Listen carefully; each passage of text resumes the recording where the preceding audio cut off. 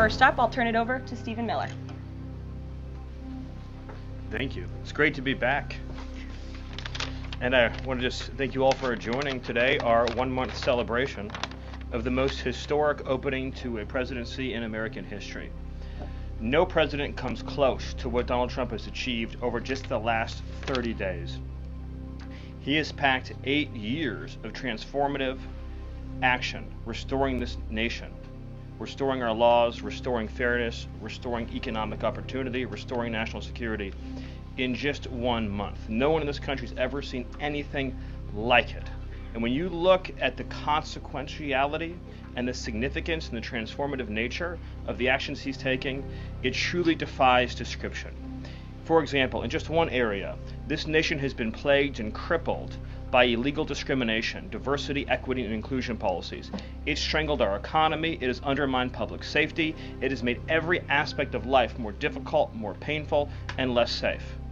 He has ended all DEI across the federal government. He has terminated all federal workers involved in promulgating these unlawful policies. He has ended diversity, equity, and inclusion in all federal contracting.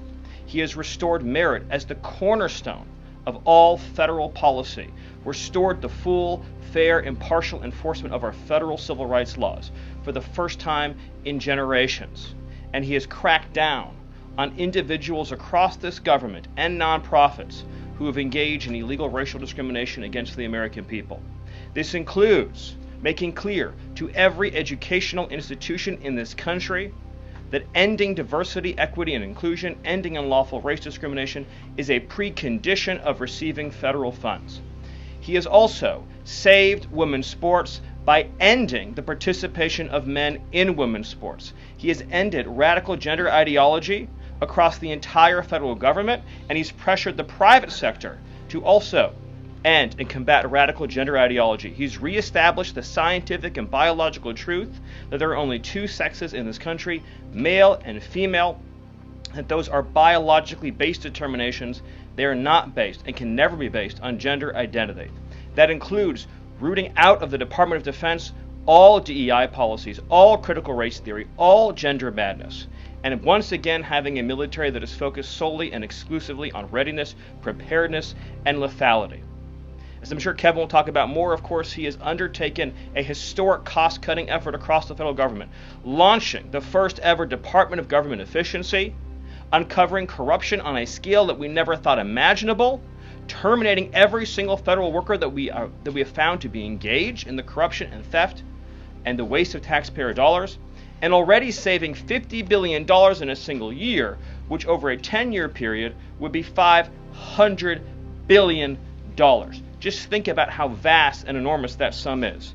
Of course, as you all know, he has renamed the Gulf of Mexico to its correct and proper name, the Gulf of America. He has renamed Mount Denali into Mount McKinley, part of a historic effort to restore patriotism and national pride all across this land. He has ended the weaponization of the federal government, restored the Department of Justice to its true mission of combating threats to this nation and keeping the American people safe. He has ended all federal censorship of free speech. This has been one of the greatest crises that has plagued this nation. Years and years and years of the federal government violating the First Amendment to take away Americans' right of free speech. President Trump has ended that, and he has demanded that all federal workers, all law enforcement cease any effort to intimidate the rights of Americans or to police their speech. He has also restored the death penalty at the Department of Justice, including for illegal aliens who commit murder, including for those who murder cops, and including for all of those who threaten Americans with heinous acts of violence. The death penalty is back, law and order is back, the streets are being made safe once again. On the public health front, he has launched the nation's first ever commission, the MAHA Commission, Make America Healthy Again, following the historic confirmation of RFK Jr., to finally uncover the true root causes of the public health crisis in this country, the childhood disease epidemic in this country, the spiraling rates of pediatric cancer, and devastating childhood sickness. He has finally created a situation where the federal health agencies in this country will be focused on preventing disease, on keeping children from getting sick in the first place, not sending them to a lifetime in and out of hospitals, suffering needlessly, when we can find ways to prevent this epidemic of illness. Then, of course, on Homeland Security. Today, it is officially the law of the land, at the conclusion of the congressional notification process, that 6 Mexican cartels and 2 transnational gangs, Tren de Aragua, or TDA, and MS-13, so 8 organizations in total, are now formally designated as foreign terrorist organizations, which means that every single member of those organizations who operates on U.S. soil is now, as a legal matter, a terrorist, and they will be treated as terrorists.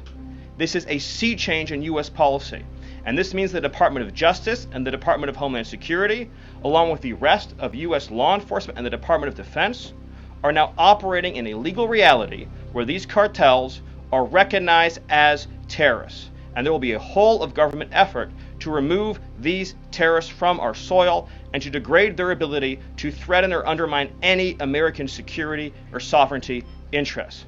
Border crossings, since the day he took office, are down 95%. I think it's almost impossible to even describe the scale and scope of that achievement. President Trump, within days of taking office, cut border crossings 95%. And those few who have dared to cross are being either prosecuted or deported. They're either facing significant jail time for trafficking, smuggling, harboring, aiding, impeding, or they're being immediately removed from our soil. Either way, at the end of the process, they are going home. He's re-implemented Remain in Mexico, and he has obtained historic cooperation from foreign countries all around the world in accepting their deportees back.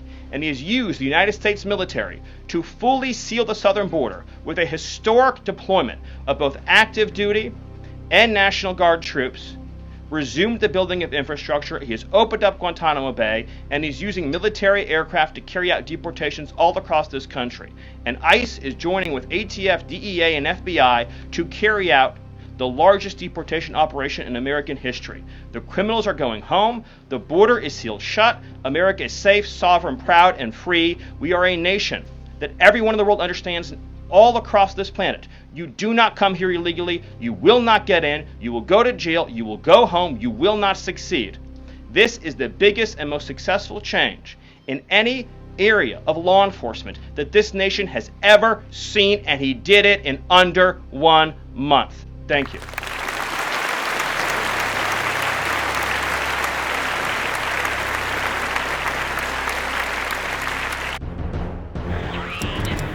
Welcome to 2025.